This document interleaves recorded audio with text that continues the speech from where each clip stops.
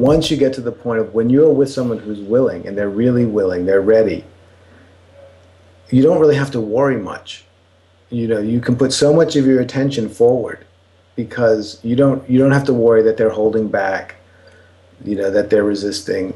You can trust, you know, you mentioned trust. It's like there's another level of trust that can kick in at that point because, you know, it is, you know, military metaphors come to mind. You know, when teams are really crack teams and you know this person is not going to hesitate, yeah, then you don't have to worry about them.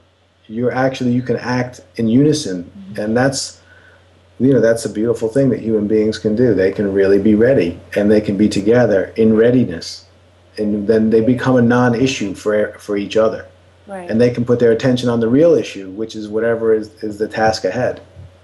And that's obviously, you know, important for the people listening in their individual lives, but clearly on the planet, given the things that are happening globally, we need to be able to come together into a place of willingness and above. Right. Because otherwise right. It's all about us and our interpersonal dynamics and our personal, you know, grief resistance. Right. Rather than, as you said, perfectly, you know, coming together so that it's not really about us and it's about what we're taking on.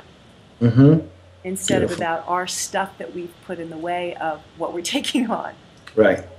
It's an important point because you can see in terms of our global challenges, often the problem isn't that we don't have solutions or potential solutions. The problem is you can't garner the collective will that would allow you to put the solutions into practice. You know, I mean, certainly you have to work out the solutions and there may be different ideas and you'd have to figure out which was best.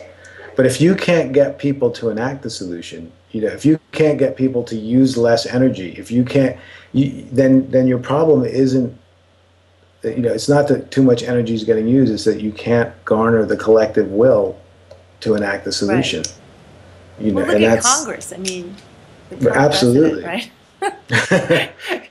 I mean, if they were up to willingness, if they were beyond pride, and they moved up to courage and above, we would have a completely different situation. Right, and the interesting thing is, it doesn't mean there wouldn't be differences of opinion. Yeah, yeah. But you'd be in a position where you could work through them fairly quickly and figure out what was best in any given moment at you know, for a given outcome. Yeah, You know, absolutely. you wouldn't be stuck forever.